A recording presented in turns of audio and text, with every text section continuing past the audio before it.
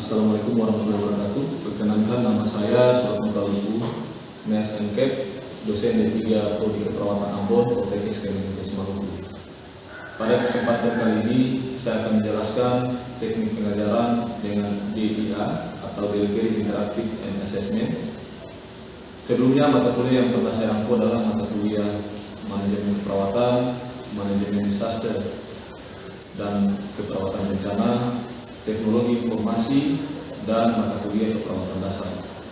Untuk mata kuliah manajemen keperawatan adalah mata kuliah utama bagi saya, dan pada kesempatan kali ini saya akan menjelaskan deskripsi singkat tentang mata kuliah tersebut.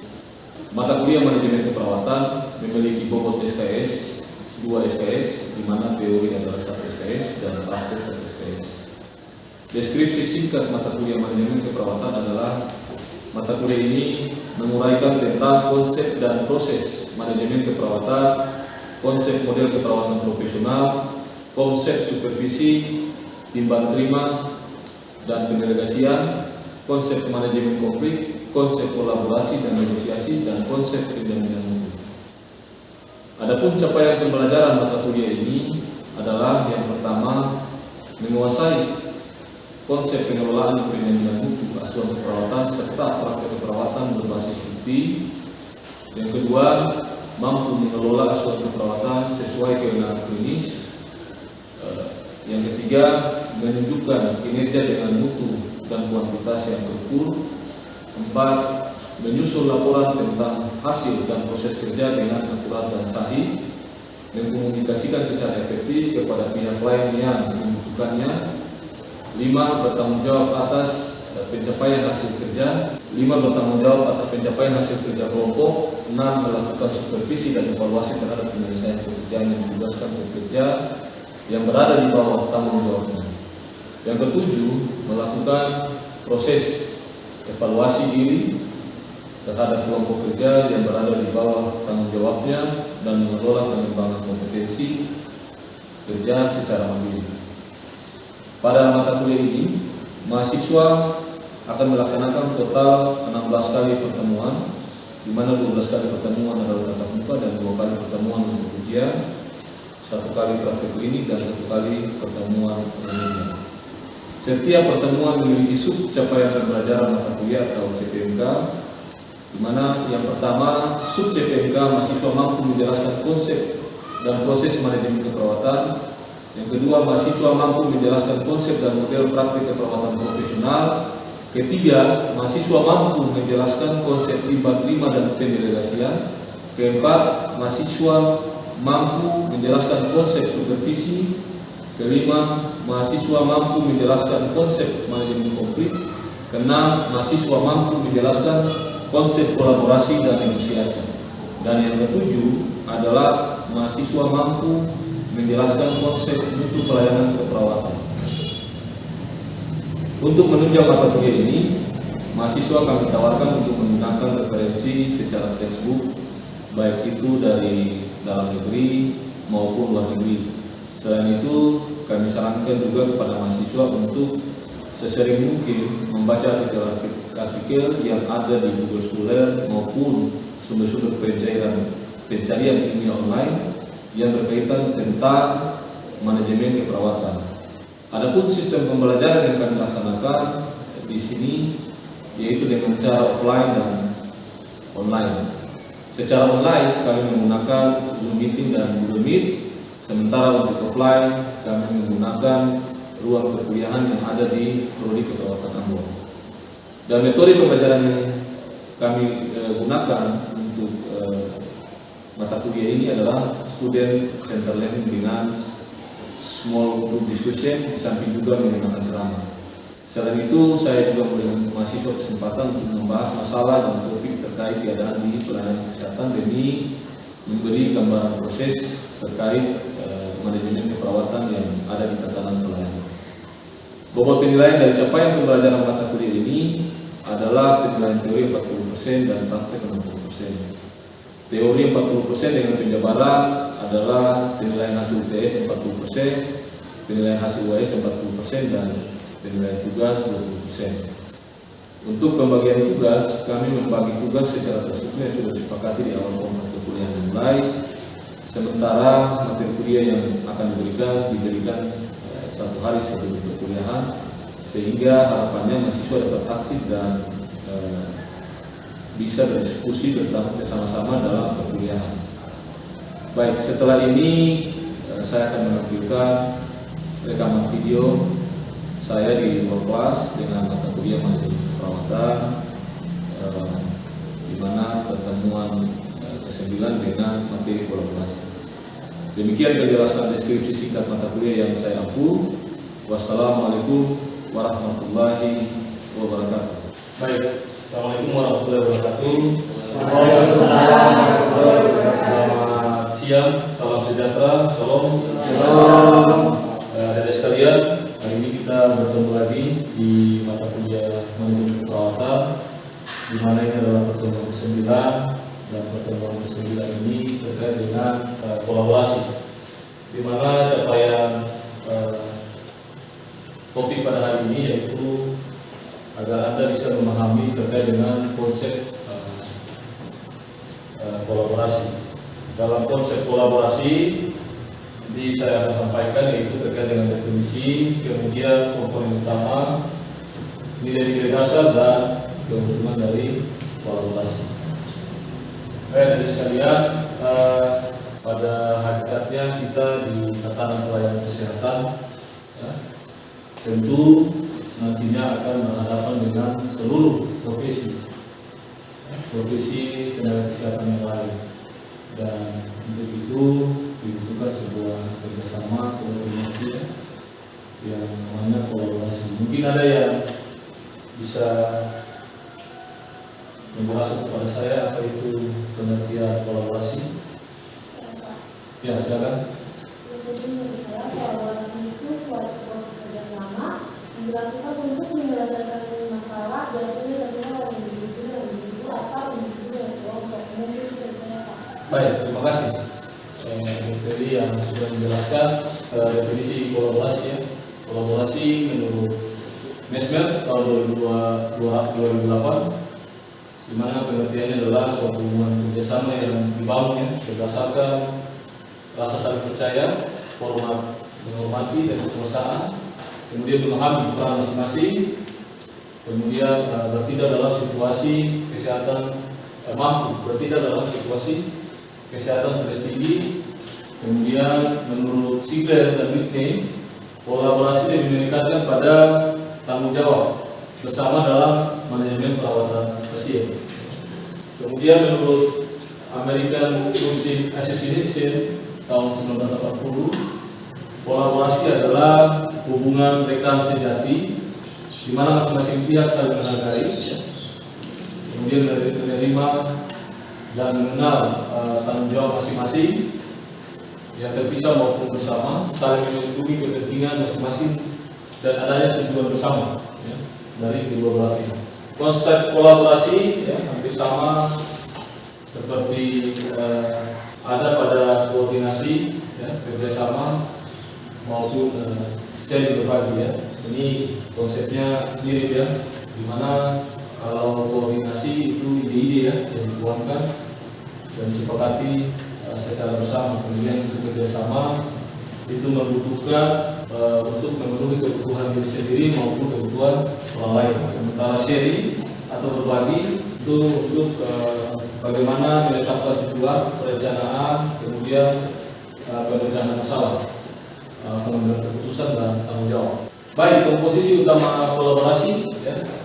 Yang pertama, tim kerja yang efektif. Tim kerja yang efektif ini sangat dibutuhkan ya di sebuah tatanan pelayanan, di mana kita berada pada sebuah tatanan ini banyak unsur-unsur tenaga kesehatan yang di situ, dan ini akan membantu ya dalam meningkatkan kualitas perawatan dan mengurangi biaya perawatan. Yang kedua terkait dengan komunikasi yang efektif. Ya. Komunikasi yang efektif ini sudah pernah diajarkan kan? Oke, baik. Ada mungkin yang bisa menjelaskan kepada saya? Saya, Pak. Ya, silakan. Ya, jadi Pak, menurut saya komunikasi efektif ini merupakan proses koordinasi atau perpindahan pesan dari pemberi pesan kepada penerima pesan. Jadi di mana penerima pesan ini mampu memahami maksud pesan sesuai dengan tujuannya. Baik, terima kasih. Sangat menarik. Ada lagi? Saya Pak. Oke, baik.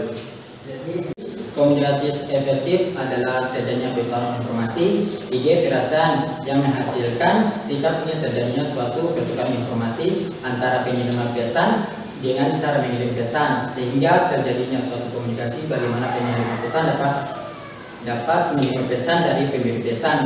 Jadi dapat saya simpulkan bahwa komunikasi efektif adalah bagaimana cara orang menanggapi informasinya, ide dan perasaan. Mungkin itu saja yang saya dapat sampaikan. Terima kasih. Terima kasih, Bang Darmin dan Mbak Ongki tadi sudah menjelaskan terkait dengan definisi komunikasi. Jadi komunikasi dalam kolaborasi itu sangat penting, di mana untuk membantu menghindari kesalahan ya, baik yang menerima pesan atau yang mengirimkan pesan. Jadi komunikasi ini penting ya untuk dipelajari oleh semua adik-adik karena untuk meningkatkan profesionalisme kita sebagai tenaga kesehatan. Oke, lanjut. Komposisi utama kolaborasi selanjutnya yaitu terkait dengan pengembangan perencanaan perawatan pasien yang terkoordinasi.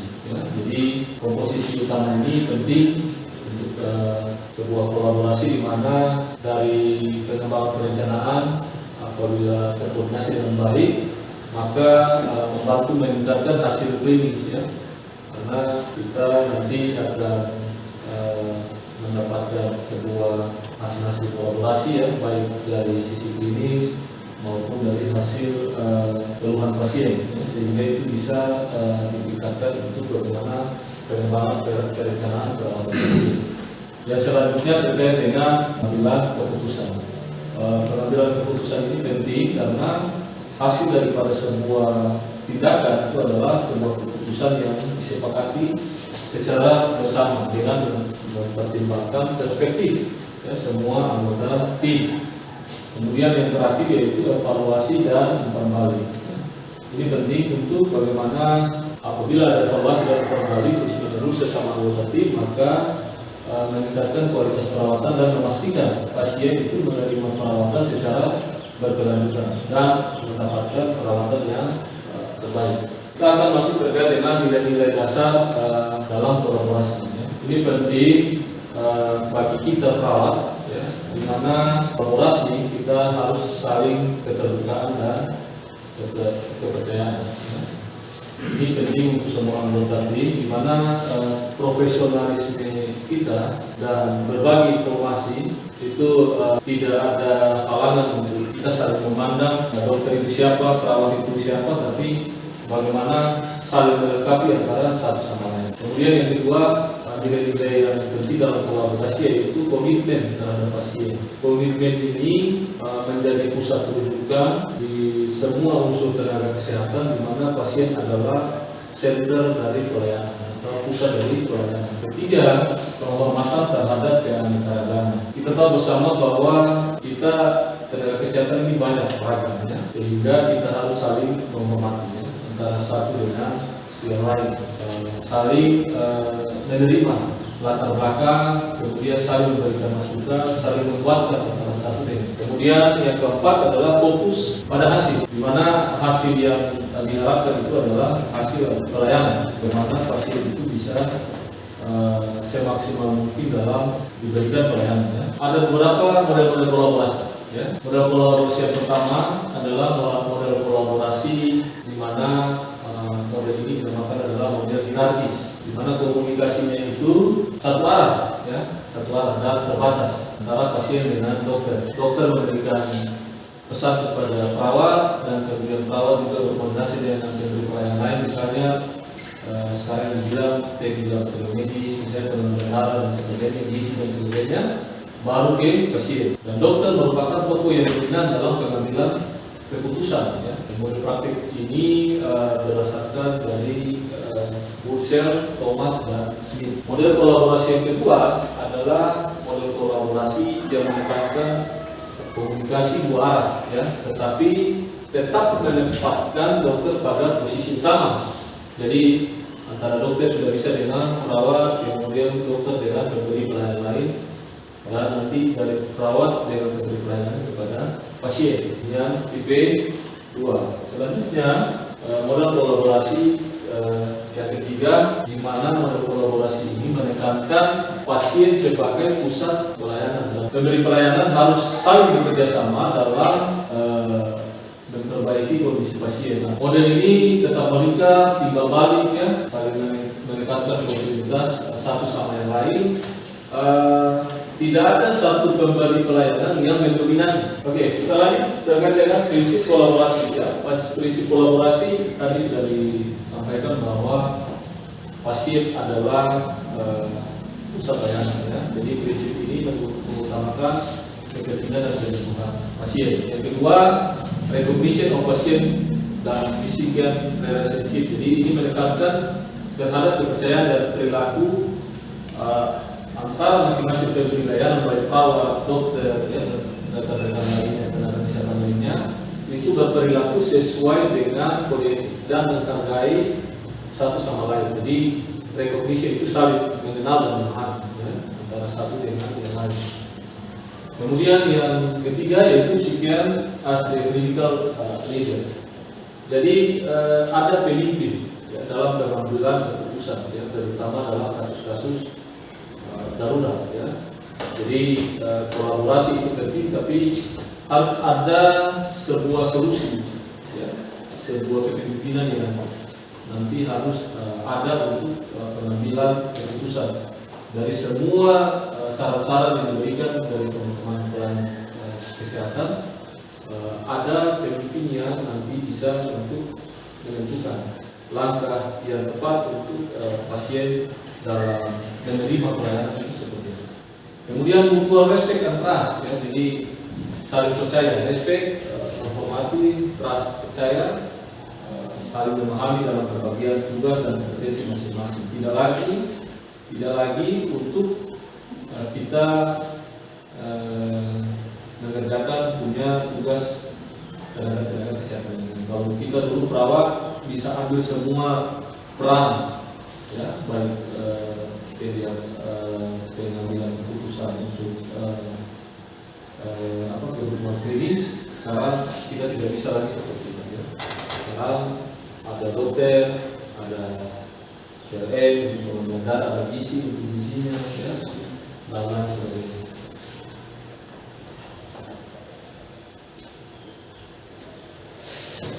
Ya, terakhir sebutnya suatu kolaborasi tergantung pada beberapa kriteria. Yang pertama adanya rasa saling percaya dan hormat-menghormati antara rekan-rekan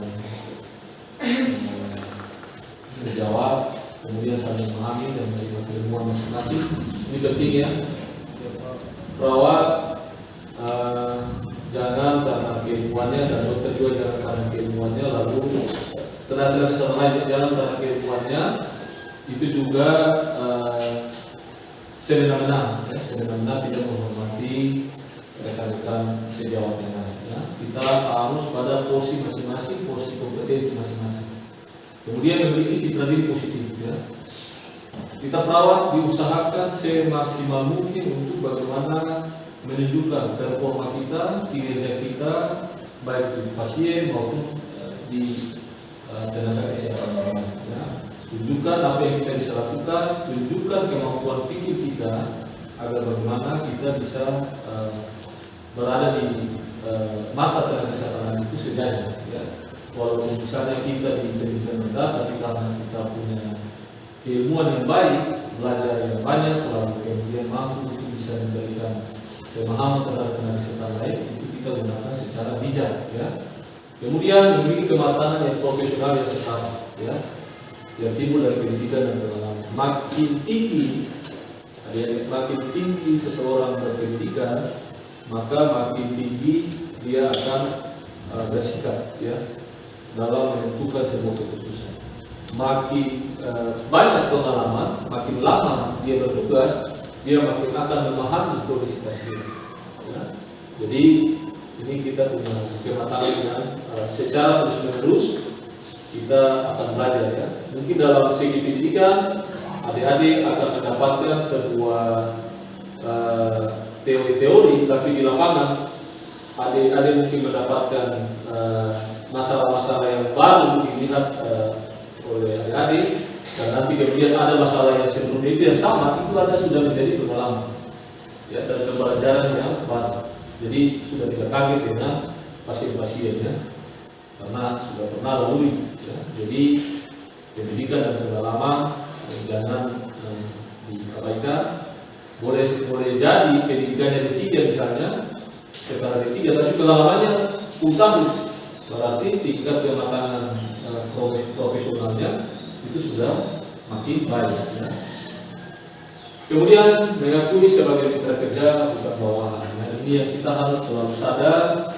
Kita di rumah sakit puskesmas pertama pelayanan kita jangan merasa diri kita bawahan ya. Makanya apa? Kita belajar, kita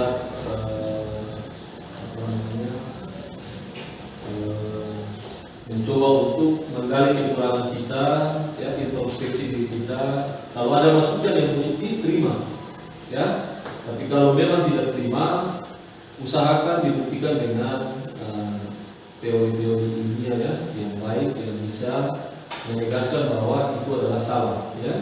Jangan kita memfonis orang bahwa itu salah dan benar, ya. Kita hanya bisa memberikan pendapat bahwa ini loh yang benar secara teori dan ini yang baik untuk bisa diberikan kepada pasien. Ya. Kemudian keinginan untuk bernegosiasi. Ya. Negosiasi ini penting. Ya. Negosiasi ini penting. Jangan kita ego, jangan kita sebagai perawat ada perasaan untuk bagaimana mempertahankan idealis kita, tapi kita tidak mau menerima pandangan dari sejauh lainnya. Itu kita hindari. Ya. Jadi bagaimana kita bisa negosiasi dengan dokter, dengan psikolog yang lain, untuk bagaimana pasien itu bisa dilayani dengan baik dan bisa secepatnya diberikan keadaan domisi.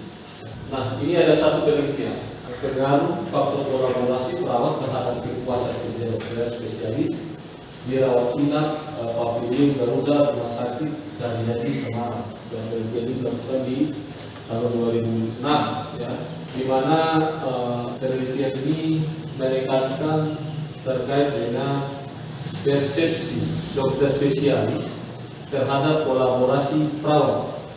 Yang pertama yang dilihat oleh dokter terhadap perawat adalah kecakapan dan keterampilan perawat. Yang pertama itu dia tidak lihat pendidikan, ya, dia lihat dia cakap atau terampil, tidak perawat ya. Jadi kalau dia berikan sebuah order, perawat harus begini, itu perawat itu cepat tanggap dan lincah dalam melaksanakan apa yang disampaikan. Yang kedua, kemampuan perawat dalam melakukan tugas pendelegasian. Jadi apa yang diberikan itu memang benar-benar dilakukan. Ya. Itu yang dokter inginkan seperti oleh perawat. Kemudian kemampuan perawat dalam melaksanakan tugas rutin klinis. Kita tahu bersama bahwa perawat itu luar biasa kerjanya. Ya. Dan itu makin perawat disiplin itu makin disukai oleh dokter ya. Jadi dokter akan selalu percaya apapun yang disampaikan oleh perawat itu, dokter yakin dan percaya bahwa itu yang disampaikan adalah benar, karena faktor-faktor yang disiplin ya, dan kecakapan tadi. Kemudian keramahan perawat, ya. Perawat ini identik dengan keramahan. Sebelum Anda itu bisa memperbaiki kondisi pasien, ya, ramah, ya. Sapa Anda bisa bagaimana menguatkan psikologi pasien, ya kan? Jadi itu yang paling disukai juga oleh dokter. Kemudian yang terakhir adalah komunikasi. Komunikasi ini yang tadi kita sudah bahas bersama, penting. Ya. Jangan ujuk-ujuk komunikasinya langsung to the point ya. Jelaskan dulu terutama, lalu bisa langsung to the point. Nah, yang menjadi pengaruh dan faktor yang mempengaruhi yang dokter spesialis pertimbangkan dari seorang perawat itu yang pertama usia. Ya. Usia sangat mempengaruhi. Ya. Dari penelitian yang kedua jenis kelamin. Ya. jenis kelamin. Kalau yang perempuan itu dokter lebih suka karena lebih teliti ya dibanding dengan pria. Dan yang terakhir adalah disiplin ini. Makin tinggi tingkat pendidikannya, makin dokter itu suka ya. Oke, mungkin itu saja dari saya sebagai penutup. Ingatkan bahwa kita ke depan insyaallah adik-adik nanti akan dipercayakan insyaallah dengan segala pertolongan dan ada pada level pembuat kebijakan. Kolaborasi sangat penting. Yang pertama untuk peningkatan kualitas dan keamanan, di mana sebagai pembuat kebijakan dapat menganalisis proses perawatan secara sistematis. Yang kedua, diharapkan ke depan perawat-perawat termasuk adik sekalian dapat melanjutkan lagi pendidikan dan meningkatkan pengalaman demi untuk meningkatkan intervensi dalam pelayanan perawatan dan juga untuk melakukan kolaborasi dengan tenaga kesehatan. Demikian mungkin hari ini yang perlu saya sampaikan. Ada pertanyaan? Tidak ada? Oke, baik. Terima kasih pertemuan kita pada hari ini dan saya berharap di ujian nanti Anda bisa beri maksimal materi-materi yang ada ini. Mungkin hanya sepintas Anda bisa sesi lagi di berkuliah dan lain-lain atau teknologinya untuk menambah kasar pengetahuan kalian. Lebih kurangnya saya mohon maaf. Assalamualaikum warahmatullahi wabarakatuh. Selamat sore. Shalom.